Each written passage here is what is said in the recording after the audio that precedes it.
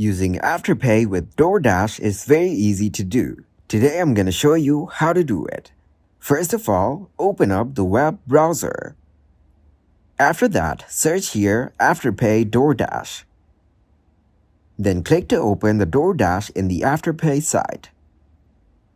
Now select the amount of the gift card and tap to see the details of it.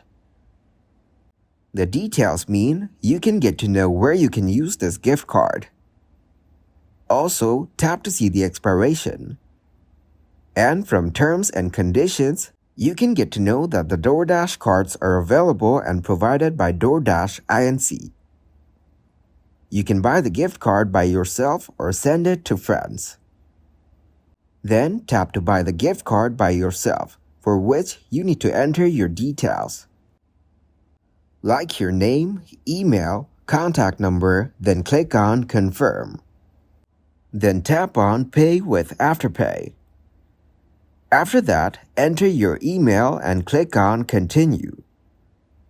Now to create an account, enter your phone number, date of birth, address, then click on Continue.